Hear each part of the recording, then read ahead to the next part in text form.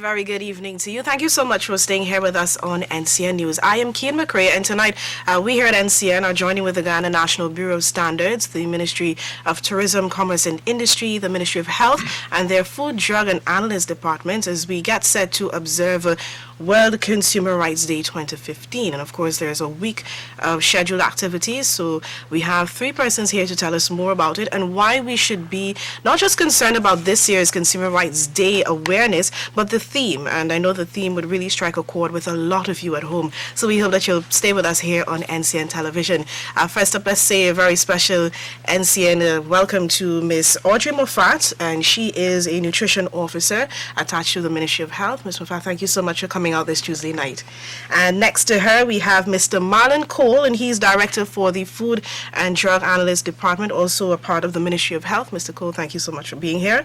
And Kashana Archer, she is Consumer Affairs Officer attached to the Consumer Affairs Division of the Ministry of Tourism, Industry and Commerce. Again, a big welcome to all of you. I know it's a busy time because apart from this observance, Guyana is already on their way to doing a few things and implementing and even tightening up in a few areas to ensure that this very theme ties into what we would hope for our populace. But I'm going to start off with Kashana first as we talk a little bit about the activities for this year's World Consumer Rights Day. Thank you so much, Keen. Thank you, Rihanna, for staying with us. Every year, the Consumer Affairs Division partners with over 120 countries, which is part of Consumer International, to commemorate a specific theme that Consumer International feels need to be highlighted for that year. This year, they're looking at consumers' rights to a healthy diet.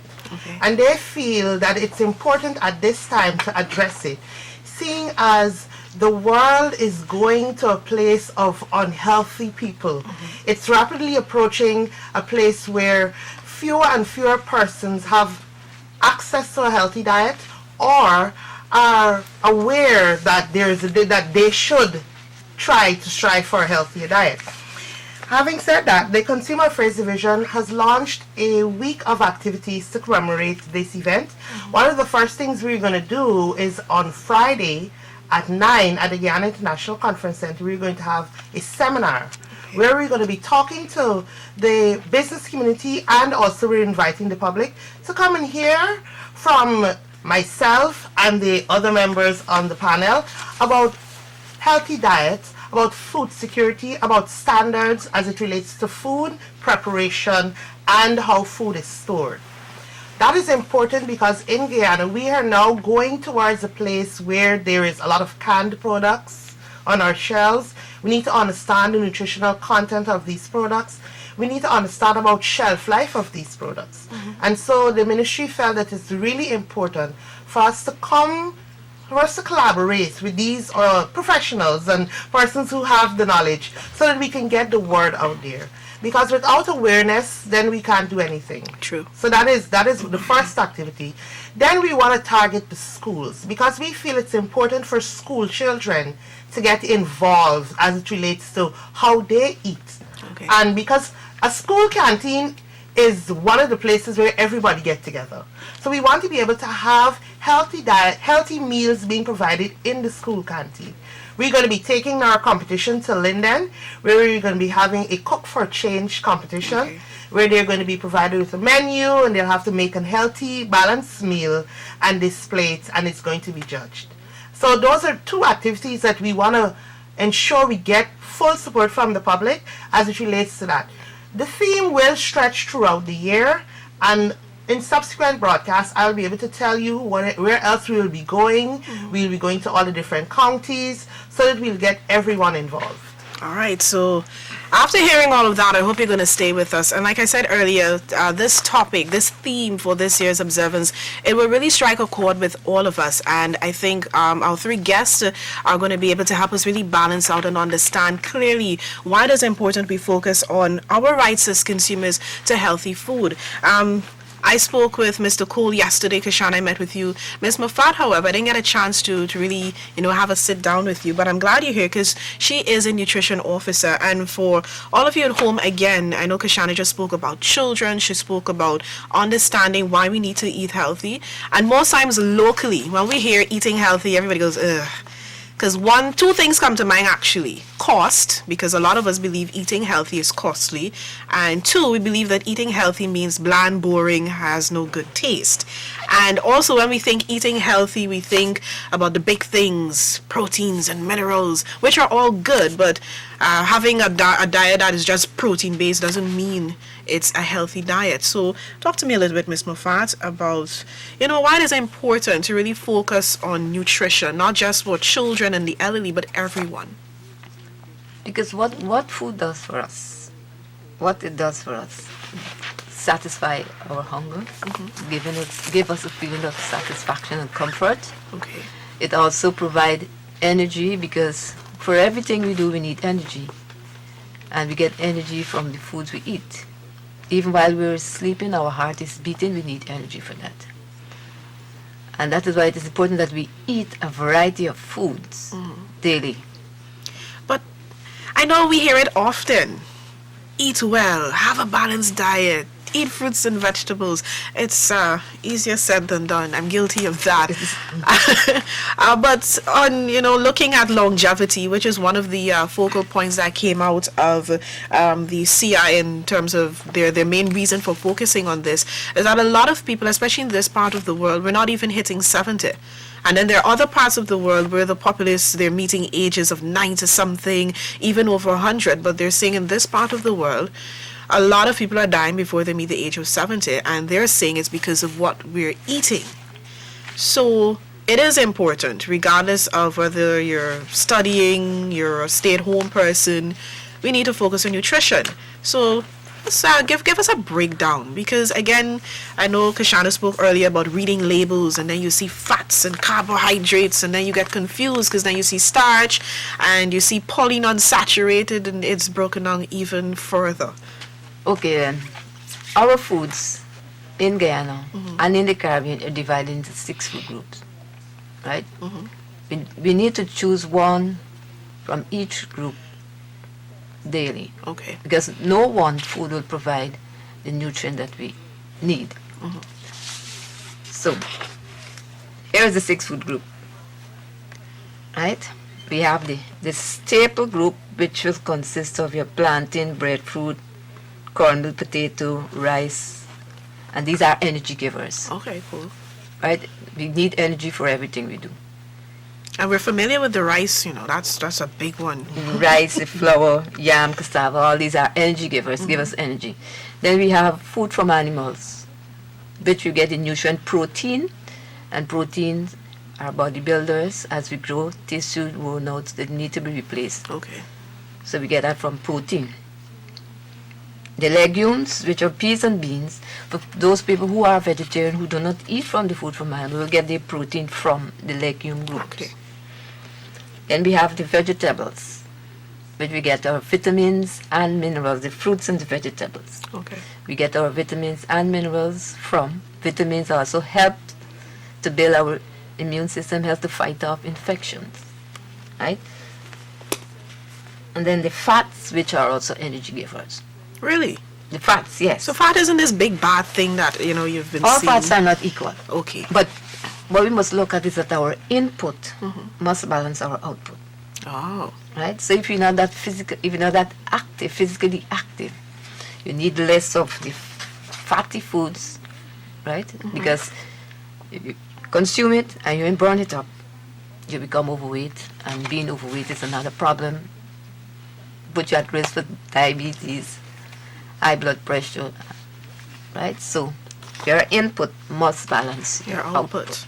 So remember that, Guyana, your input, whatever you're eating, if you're eating a whole lot, you should be physically active a lot. Burn up. And it doesn't mean like just exercising, but you must be like a walker, you must be up and down, that sort of thing. All right, I know most of us, especially if we have children in the home, we know that.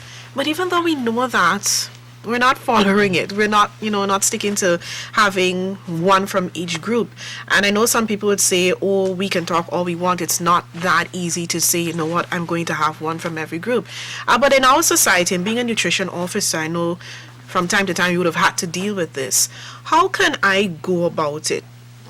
striving or trying to achieve that balanced diet with our melanges, our bora, our pumpkin. I'm fed up eating all of those, so I'm not eating any of that this week. How? Well, you choose, they're different, you choose different, right? But all right, why I ask that? Because a typical Guyanese household, we do a stew and a rice. Right. We might cook fish today, we mightn't cook fish tomorrow. The neighbor gave us some beef, we're not going to let it waste. We're going to cook it. And then next week we do the same thing again. Pumpkin, bora, belange. We might cook up a metam. Chow mein with chicken is a must on a Sunday, or soup. It's like a rotation, and some people say they've gotten fed up. But can that alone give to us what we need? It is recommended that you strive for at least 5 servings of fruits and vegetables daily. All right, stick a pin. Go that again. 5 serving of fruits and vegetables daily. All right. So I can buy the Dole fruits in the bowl, or I have to get the fresh thing?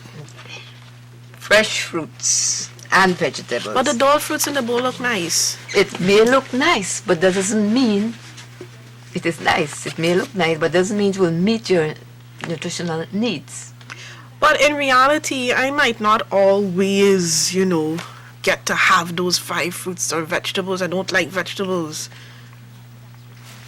We're trying to, really bring it to a Guyanese scenario, and any of you can jump in, because we have to be realistic. We want to do it. I know I, for one, want to embark on it, but it seems either it's a task, and a lot of people say that, either it's a task or it's not financially feasible for me to go out there. And because if you go buy a fruit plate, you know how much for a fruit plate? Think about that, a fruit plate every day. I'm not saying it can't be done, but of course, you guys are here to help us to understand why it is Guyanese need to strive to get We this all done. need to strive too, because fruits and vegetables have also phytochemicals. Okay. And when you hear the word fight, what it tells you. They're going to beat up the germs that go in my body? Right, it fights for you. Yeah, I got a star for that one. Right?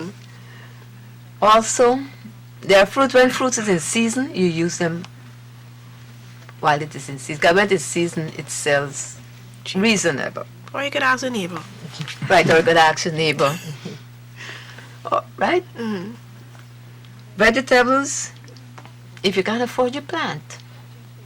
If you plant it, you know for sure what you're eating, and then it is also a form of being physically active as well. You plant your own vegetables, right? So you plant some and you buy some, because you won't be planting all. So you will get money to buy the others that you're in growing. All right, if you just joined us, that's Miss Audrey Moffat, and she is a nutrition officer attached to the Ministry of Health. Not being a devil's advocate, but really trying to liken this with our scenario here in Ghana. And I could imagine a lot of persons at home saying, you know what, yes, we like the idea, but it's a bit tedious. Some of us, you follow so much television and you see people adding and subtracting. You're like, this healthy lifestyle, it's not going to work out. But it's a bigger picture when we talk about consumers' rights to healthy food. It's not just about getting our daily recommended amount of fruits and vegetables. But we're now going to chat with Mr. Cole, who is going to explain to us that it's a bigger picture. It's about how we store our food, how we handle our food, how we present our food. If you have children especially, you need to really pay attention. And even elderly persons who are not able to be as active as you and I would be. So, hello, Mr. Cole. I'm Keen. Director of our Food and Drug Analyst Department. That's the section that ensures nothing bad gets into our country. Yes, we strive for that, and we're happy to be on the program and for the opportunity to collaborate with the Ministry of Trade and Tourism and to be of support to our colleague from the Ministry of Health in the Food and Nutrition Department. As it relates to this subject area, yes, we're talking about Consumer Rights Day and the need for a balanced diet and the need for consumers to be provided with the right type of food, and based on our mandate, we would concentrate on not the quality of the food so much, but we have a mandate to protect the consumers, and that would restrict us to dealing with safety. And our the instrument that we use at the department is basically would allow us to facilitate trade, and in addition to protecting the consumer. So when you think about protecting the consumer, we're yes, food being imported into Guyana, we need to look at those in addition to food that being grown in Guyana and manufactured. But the most important thing for us is how food is being handled. In some cases, we say from the farm to the table, and we have the consumer interests as it relates to what comes from the farm and what ends up onto the table. But I heard you mentioning about us not acquiring the age of in the 80s or in the 90s at average. We're talking about life expectancy. All right. And I was only recently looking at some information. And Guyana, we're about 6 to 7 years average male and female. I think the female just went over 70 and the male is about 65. But when you take the average, we're around 6 to 7. Life expectancy. What does that say? In our region, in our hemisphere, I think we're among all the countries in Latin America, North America, and South America. We're only better, I believe, than Haiti and I think Guatemala. Okay. Now, I'm saying that to say this, that something and the environmental conditions, the food that we eat, everything is about the same. Our health system is about the same of most other countries in the Latin America and the Caribbean. But for some reason, our life expectancy is very, very low. And like my colleague was saying, you need a balanced diet. And currently, cancer, I believe now today as I speak, is the leading cause of death in Guyana. Really? I'm subject to correction. Okay. It used to be ischemic heart disease or condition. But something is wrong. If it's not a leading cause, it is a second leading cause. And in most, sometimes what you call cohort studies would tell you that against the risks of developing cancer or ischemic heart disease or diabetes or hypertension, your diet sometimes is a protective factor. Because when you do a study, you look at, the environment where people live, where they grow, and the type of food that they eat. Now, my colleague was telling you here that fruits and vegetables, you need 5 serving daily. But realistically, in Guyana, think about it. Most of us live on more than $1 US a day, and I must say that the poverty has been half by 2015 now. So most people in Guyana live more than on 200 or 300 US dollars per day. But the affordability for fruits and vegetables realistically in Guyana is easier said than done, because most households would be burdened, and they try to ensure they get the fat, they get one of the staple, and one of the protein, and as you rightly said, you ensure you cook some rice, a piece of meat, and some stew, right? And that's the reality. Yes. It's unfortunate that Consumer Rights Day, maybe World Health Day that is coming up, and sometime in October, I think 15, they have the Day for Non-Communicable Disease, and that's when these things come to the fore.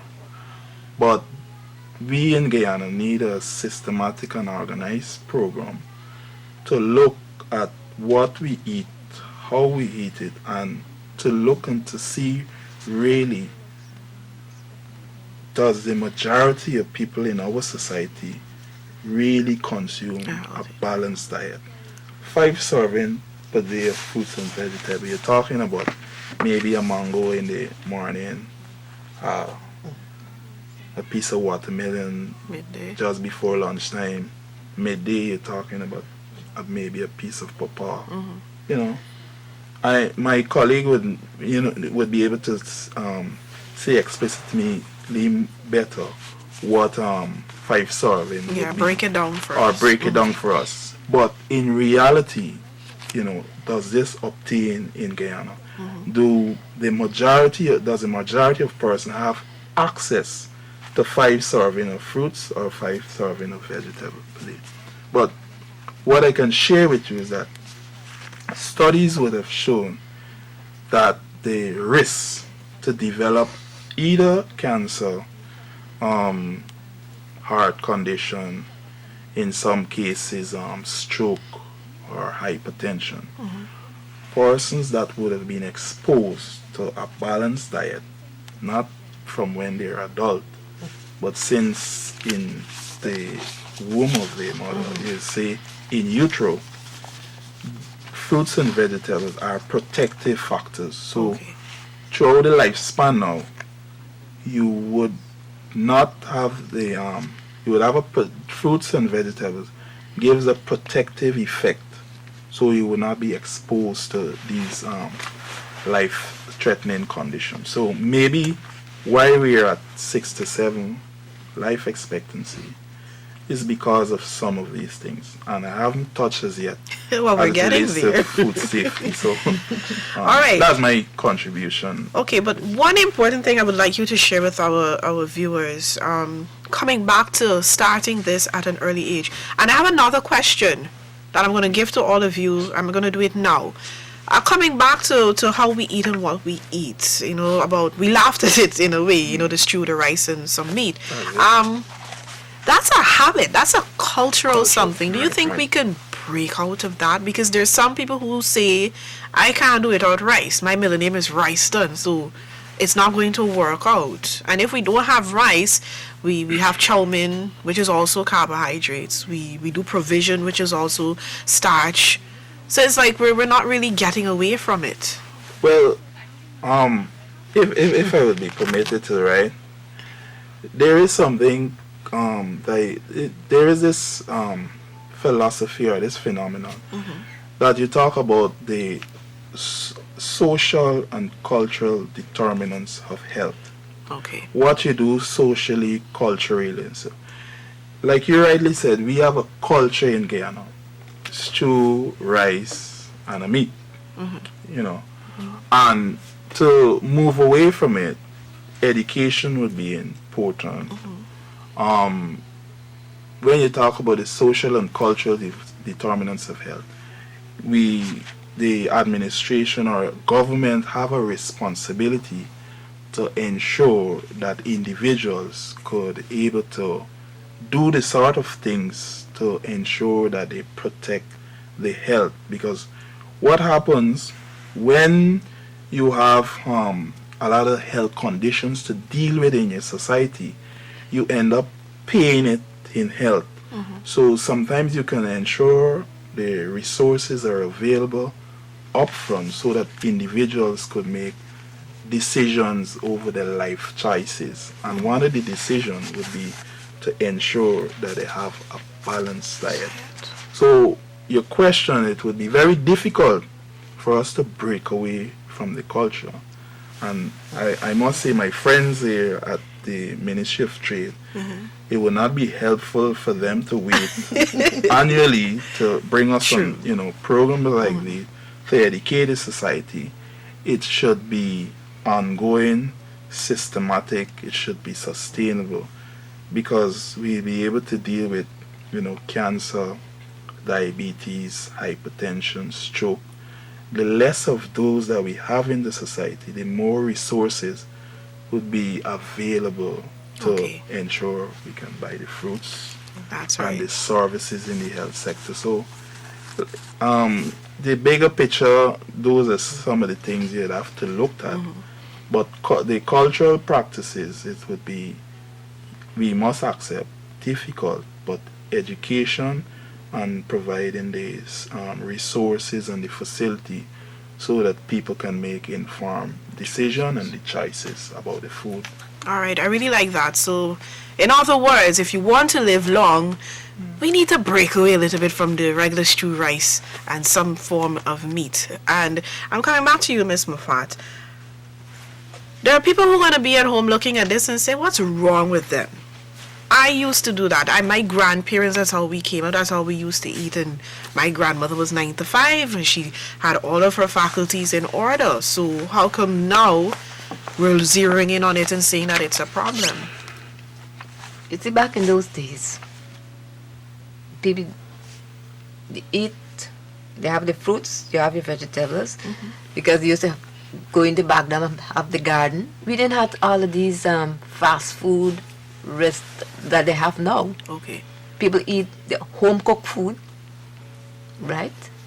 But now these days, and especially now these days, they run to the fast food restaurant, buy food. They get the children growing up, instead they prepare a healthy snack for them. They feed them on junk food. So it's again coming back to us. Right, it's going back to us, the choices we make, The choices we make. right? All right. Coming back to you, Mr. Cole now. Yeah, you're our main man tonight. What she just said, inclusive of what she just said, right? We have the fast food phenomenon now. In addition to lacking of physical Exercise. exercise, or a lot of people now would have sedentary lifestyle. Yeah. They traveling, like you said yesterday, they stop off and get into the home, Yep. come out, Closest And- drop point. Back in the days, you might have had more physical activities. You have to work. We walk. We're not saying that you should go back to those days, but persons should be educated now to know that physical activity is very, very important. That's so true. All right. Our children now. Anyone who has children or has had to deal with a child or two knows that children and eating, it's a big thing. It's rarely you would find a child who just eats almost anything. But as parents, there's only so much you could do. I know you brought up something that a few people, looked at themselves there with the parents, just giving them anything to eat. But for parents who try, but let's say you have a child who's in, it's not common entrance anymore, national grade 6 class, there are lessons after hours now. So you might give them something to eat, but you give them a money and then you say, buy something from the canteen. They'll buy junk. Well, this is where our friends at the Food and Drug Analyst Department, I know you have something you're working on, because again, the topic for this year's World Consumer Rights Day is consumers' rights to healthy food. So apart from us eating right, getting our five servings of fruits and vegetables, we're also focusing on the food that is available, or the food items. So let's talk about children here, because you will be giving your child carrot sticks and nice egg sandwiches. You might give them a little rice, then when they come home in the afternoon, whatever you cook for the household, they eat. But they're at school and they're buying ice block and snow cone, buying macaroni and cheese from the canteen lady. Let's zero in on Because that. you give them money. Oh, bread. Well, many parents at home, they're left with no choice but to give the kids some money to purchase something at school, and the choice that they make is what would affect the taste, and in most cases is either a sweet or a salt. And what the research is showing is that some countries, what they would do, right, in schools they would only ensure that water must be available, Okay. and children normally don't want to use any water. Even adults. Drinks could be available, right? But the quantity. Okay. You know, we have a chubby, but with the chubby drink here in Guyana, they would mandate that only those size of drinks could be available that is sweet To children. in a school setting. The reason being, if you have larger bottles available, They will the get tendency they large would bottles. use Don't consume drink it all, more. right. And what the sweet does, it gives them a sense that they're filled. And so when they go home to the parents' food in the afternoon and so, they kind of rejectful of it. They don't use it. So it affects their development, and that has to do with their cognitive skills as well, in terms of their ability to sit down and concentrate in school the next day, etc. They will not have enough of the balanced diet. So when you talk about school and school canteen, they have the fat available, and in a lot of cases, the what we Right. call the polyunsaturated fat, the one that is not good for your health, The saturated Right. fat and trans fat. and the trans fat, those are available in the school setting. You have a lot of product that is high in sugar, the buns, the sweet drink, Lollipops. no water, the lollipops, the sweetie, the chocolates. Don't forget the right? snow cone too. And the snow cone with the milk. Mm-hmm. So when a student would utilize those, right? They, in terms of the balanced diet, you're about halfway. But when they go home now, the parents might have some stew and some rice and some vegetable and some fruit. They wouldn't use it. So what policymakers are doing now is to say, look, in schools, if you have a canteen, you must be selling fruits. You must have vegetable serving it. You cannot have table salt on the in the canteen setting, and you have to sell sweets in a small container. Okay. That's what policymakers, not in Guyana, are making around the world because of this thing about obesity and developing chronic disease condition in later life. So what you call this is primary prevention. It's important to note also that in a school setting, let's say in Georgetown, they're at lunch from 12 to about 1 o'clock. So they would have consumed all of this sweet and then at 2, when your body would have used up all of that, you're now drained and you're tired and you want to take a nap. And then you have to go to lessons afterwards.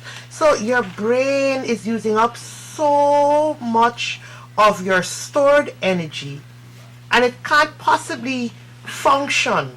You can't possibly think about what you need to do, what needs to Yeah, get concentrate. done. Your healthy diet, what parents need to understand is that a healthy diet is going to ensure that your child performs to the best and the maximum your child can perform to.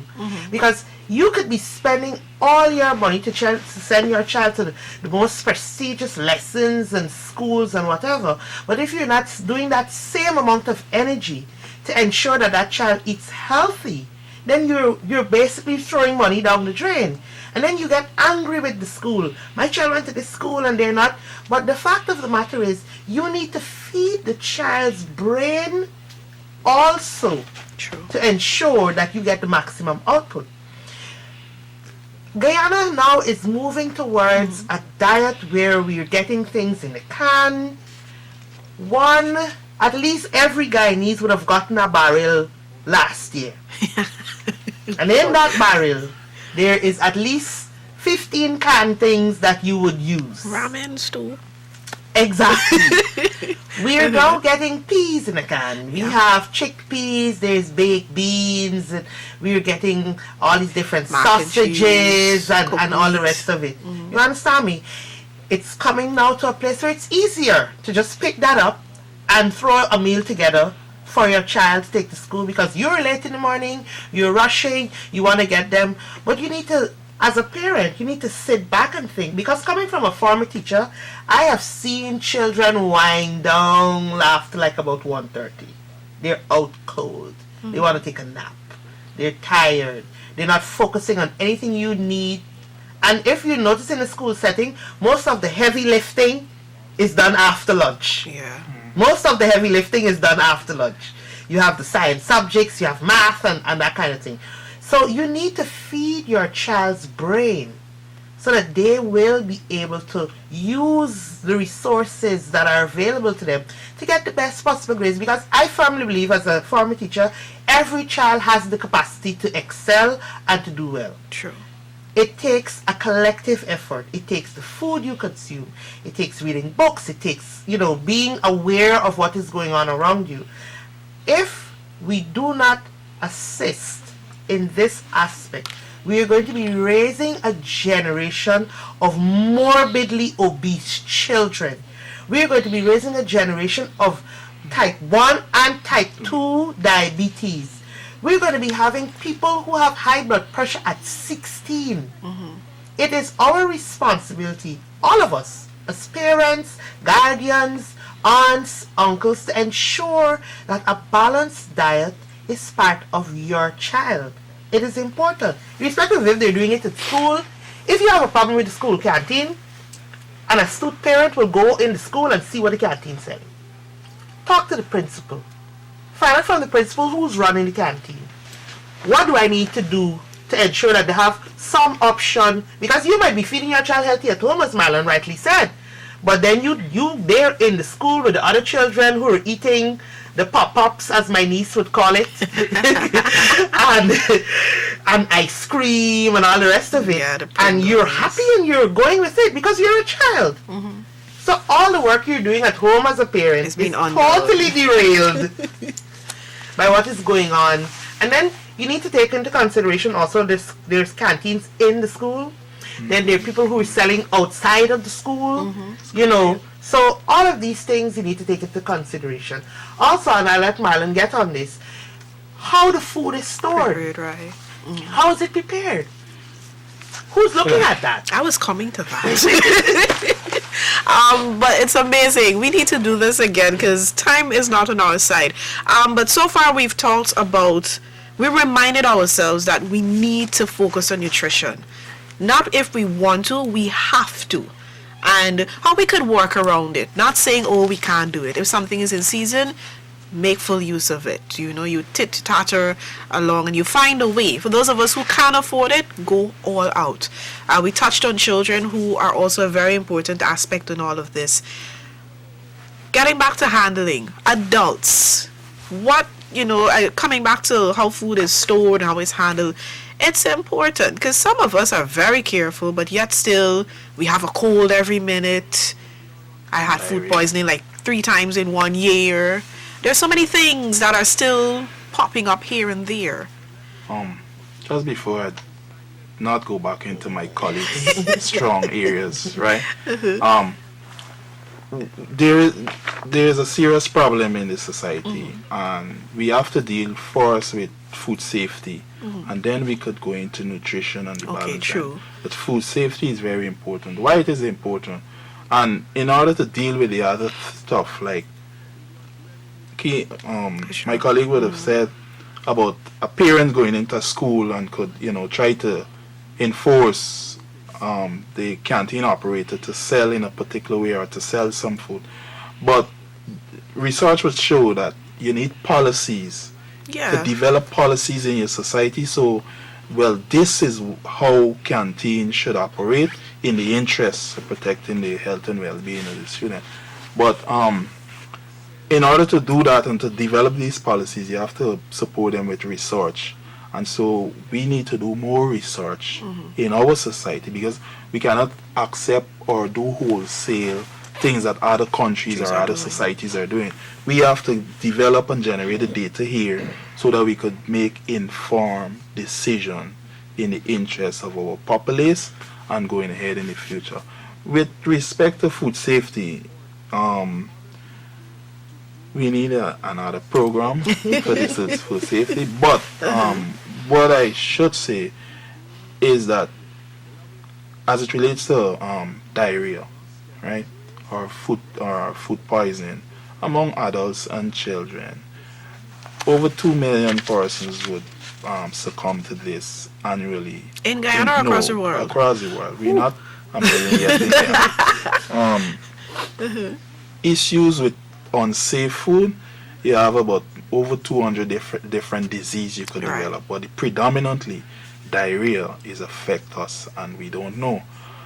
We did a Bourneville study in Guyana in collaboration with Caribbean Epidemiology Department and PAHO with the Ministry of Health, and they have found that the monthly prevalence of acute gastroenteritis is 7.7%. That means for every 1,000 persons, about 77 persons are affected with gastrointestinal disease from food, and most of it, 97%, goes unreported.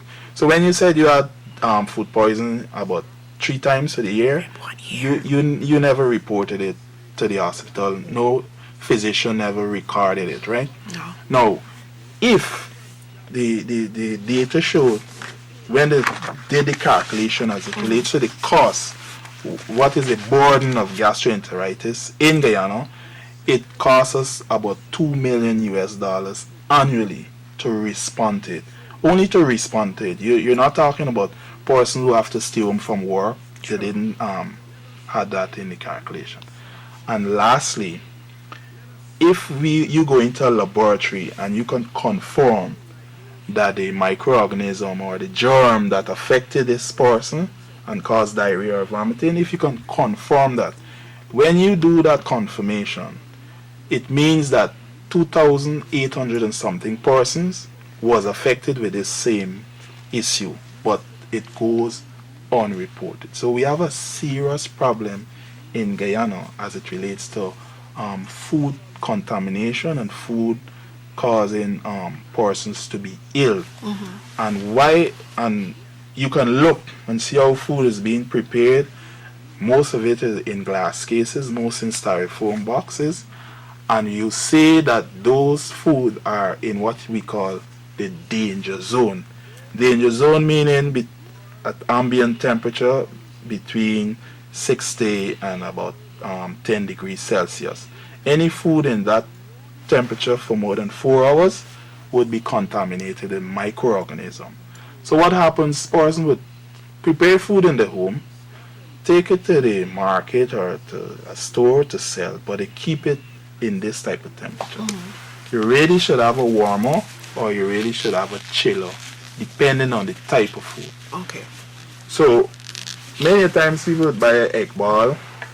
That's not plastic bag. When you break it, you might see a string of something in it. Yeah. You know, those, you call them yeast and so. So we have a serious problem with food safety, and we at the department, we're very concerned about it, and we're making several attempts to address the issue on a national level. In addition to what we do regularly, trying to train food handlers on the aspects of food safety, how you keep the food safe, how you prevent it from cross-contamination, raw food with cooked food, what temperature you use to thoroughly cook it, how you ensure you use potable water or clean water to wash and so. WHO would tell us that there are 5 key principles to protect food or to prevent food from affecting individuals. And if you look at the 5 keys alone and you looked at how food is being prepared and sold to the general populace, you will realize why the incidence is so high in Guyana, 7.7. When the same burden of illness study would have been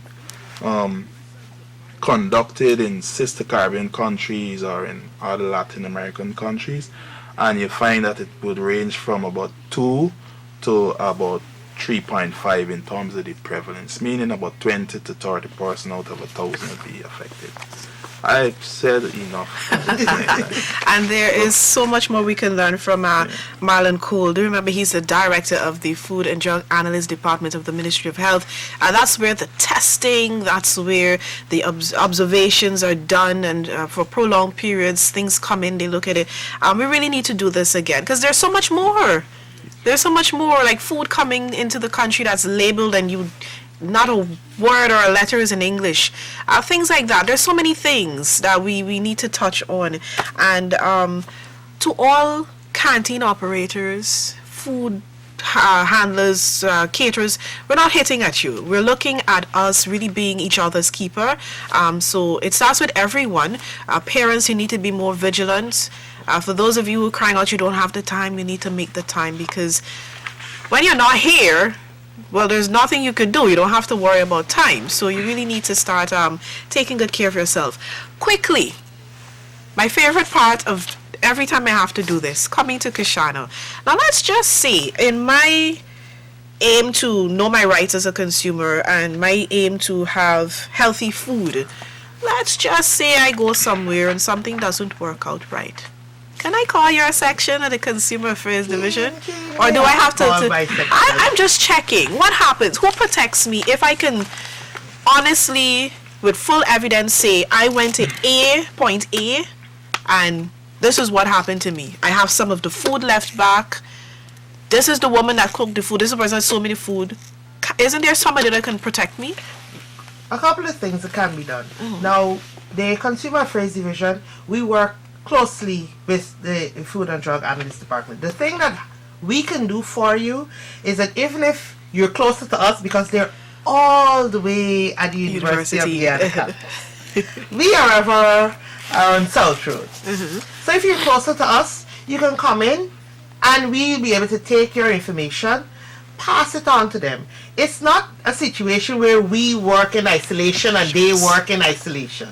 You understand me? Because our Consumer Affairs Act does not address that aspect specifically. However, the Food and Drug Department, they have an act that would address that specifically. And they have the testing facilities and all the rest of it. If you come to my office, you will see I have absolutely no testing material in there. So I will usually, the research analyst, she would transfer those cases directly to the Food and Drug Department. It's easier that way, but it's all about convenience. If it's a case that you need to go to University of Guyana, then you'll need to go. But if you want to just complain, then you go right on ahead and do that, and we'll be able to forward your information. Because as I said, it's all of us working together in all these different areas that will ensure that consumer rights are upheld. It's not my job alone. It's the job of the Competition and Consumer Affairs Commission. It's the job of the Guyana National Bureau of Standards. It's the job of Food and Drug. It's even the job of the Ministry of Health. And the But GRE. Exactly. But we all have to come together. You understand me? And that's why we're forging these different relationships. We want to make sure that our relationships that we foster, even at World Consumer Rights Day, can last throughout, so that we can be able to help consumers the best way we can. All right, so I'm happier now. I mean, you can't fight directly, but I'm happy that we still have someone to go to. And again, it all comes to paying attention. Many times we do random things. Or we just feel like eating a snow cone. So we gone all over looking for a snow cone vendor. Yeah. And then you can't trace, you can't remember, well, oh, I had snow cone, or I ate, chicken and pineapple sauce. I was cooked since 6 in the morning. I ate it at 2 the afternoon. There's so many little things that we neglect, but we need to understand that as consumers, we have a right to healthy food, and we have a right to food that will, keep us around for as long as possible. And I'm really glad that Ms. Mafat was able to remind us. We all know this. We all know that we need to eat properly. We all know that we need to take care of ourselves, but for some reason, we're not totally there. Most of us need a near-death experience to grab us by the collar and shake us up a bit. But let's not wait until a near-death experience or until we're going into the embassy and we have to do that medical, and then they say you have hypertension and a bump on the right side heart and all these things that you hear. Sometimes you hear, oh, he was a good man and he woke up with some rare form of cancer. What was he eating all these years? Those are the things that, as consumers. So just as we want to look good, and just as we would go and we buy a phone and not working, we on the phone calling the Consumer Affairs Division to see the phone isn't working. Just the same way. I mean, I'm not saying take your eating macaroni and cheese to their South Road office. If you can, well, but that's not where you go. But what we're trying to say is, the same way you have to be vigilant. Just as we're fighting for other rights as consumers in terms of return policies and warranties, so we have to be very vigilant with what we're putting into our body. And this is a big area because we're also looking at multivitamins, if it's expired. And that's another thing. Many times you go to the supermarket and the almost expired goods are cheap and you're like, ooh, bingy. And you buy by the case and everything else. And then you tell yourself, I have some time. Is that bad? When a product is manufactured, it have active ingredients. And what happens over time, it develops inactive ingredients. Those inactive ingredients could be very bad for your system. So when a product is expired, that's the guarantee that the manufacturer, with research, would have determined this is the cutoff date for this product. But we in Guyana have this tendency. I heard you have like 3 months after. That is 3 months after. I'm happy for this opportunity here on national television to see with food, drug, cosmetic, or medical devices, it is absolutely necessary to, on the date, nothing after that date, because there is no guarantee for you to be protective against inactive ingredients, whether it be in the food, the drug, or the medical devices. And in some cases, the medical devices, it has to do with the accuracy of a test. Either the specificity or sometimes they call it the sensitivity. If the test is, say, positive or negative. So I'm happy for this opportunity to see that once the date has been passed, that is it. The practice about us, some people say you have an additional grace period of 3 to 4 months. Yes, sometimes you can eat it and don't feel anything, but there are chemicals and so that can possibly be in the food and could have possibly affecting you. So I'm really, really happy for this opportunity to let the public know that once the date, and we did some sensitization on this in terms of commercials. What do you call it? PSS. On television and on the radio to tell the consumer that when it is expired, it is done. It's done. Well, Guyana, you heard it. He is the director of the Food and Drug Analyst Department. He's been testing things for years.